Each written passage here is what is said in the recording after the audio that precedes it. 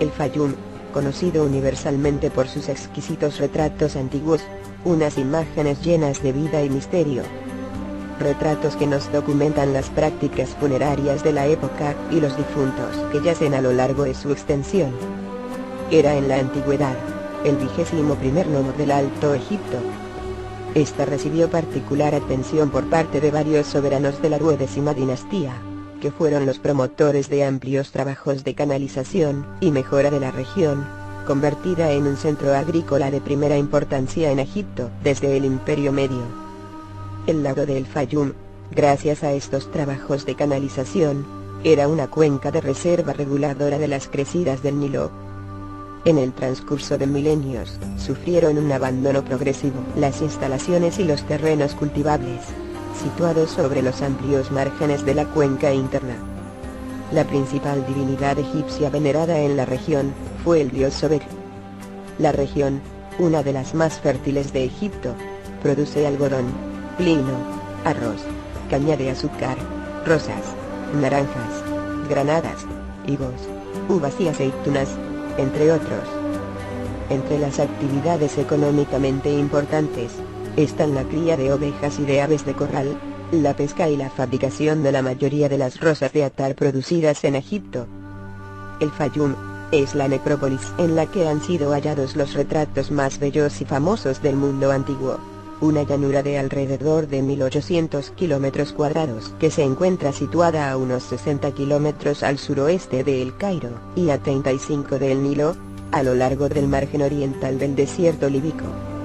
Hoy está poblada por más de 1,5 millones de personas, y en la época helenística constituyó una de las tierras más fértiles e irrigadas de Egipto, además de una de las representaciones más importantes de la conjunción de culturas del final de la era egipcia, fundamentalmente durante los siglos I y II. Este vasto cementerio posee una numerosísima colección de retratos de gran realismo que, a la vez que explican las costumbres mortuorias de la época, ofrecen noticias de un momento en el que convivieron el país de razas, lenguas y culturas diversas. Allí, los habitantes de la región enterraban a sus muertos utilizando las alturas en las que el valle del Nilo contacta con el desierto, a unos 22 metros de altura, por lo que la región se encuentra a salvo de las aguas que todos los años inundaban las zonas bajas, pero sin privarse de los beneficios que otorgaba la cercanía del río. Durante los 3 primeros siglos de la dominación romana, las familias egipcias siguieron manteniendo la tradición de momificar a sus muertos, añadiéndola desde entonces como una práctica de retratarlos.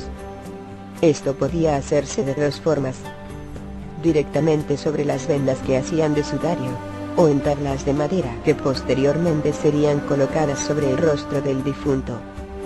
Las técnicas variaban, siendo las más comunes las realizadas con un pincel o una espátula, y empleando pintura al temple o pigmentos naturales mezclados con cera de abejas, o combinando ambas modalidades. Estos retratos poseen gran valor documental, tanto por su cantidad, más de 1000 ejemplares, como por lo que cuentan su realismo y su calidad pictórica sobre el contexto psicosociológico de la época. Pero han sido olvidados por los historiadores del arte, haciéndose así desconocidos para la mayor parte del público por no poder atribuirlos a ningún autor conocido, convirtiéndose en víctimas del anonimato. La sociedad egipcia del siglo II, época en la que fueron realizados la mayor parte de los retratos funerarios, era multiétnica y estratificada.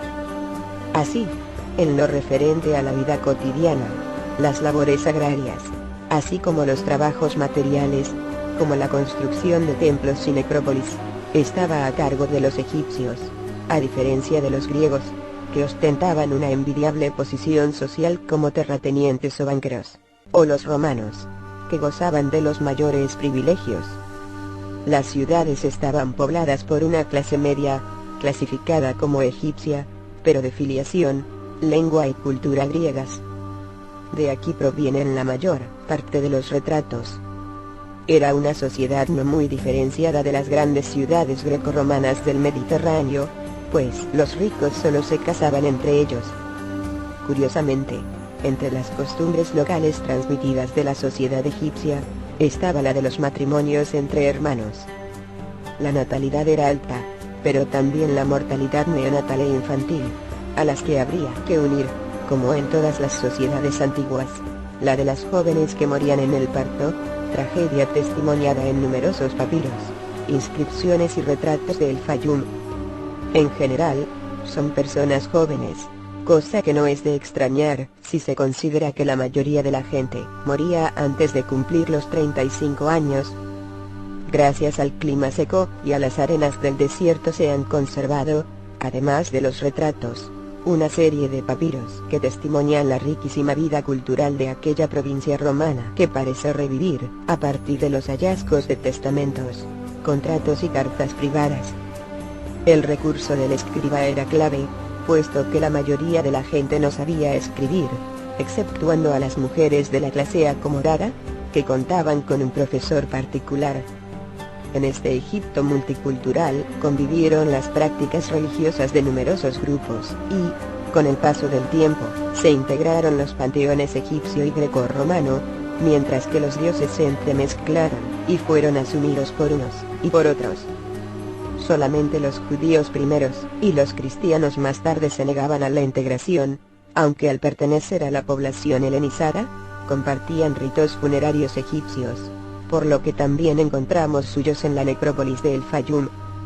El hallazgo del primer retrato fue en el año 1615 por Pietro della Valle, pero solo a finales del siglo XIX comenzaron a circular por Europa y Estados Unidos. En 1888, Petri comenzó a excavar la zona de Jawara, la ciudad más importante de El Fayum, donde realizó grandes descubrimientos. Así preparó una exposición en Londres, que abrió sus puertas en junio de ese mismo año, y descubrió a Occidente la belleza de la conjunción cultural helenística. Aún ahora, y dada esa multiculturalidad, queda preguntarnos, ¿quiénes serán esas personas que nos miran con tanta viveza? Son egipcios, griegos o romanos, aunque no cabe duda de que estaban sobre personas momificadas. Al estilo egipcio, el peinado, el estilo y las joyas se adscriben a la cultura romana, si bien es cierto que los más bellos son puro arte griego. Quizá nunca lo sepamos con claridad. Lo cierto es que estos retratos siguen despertando un cierto halo de misterio e inquietud entre aquellos que los contemplan.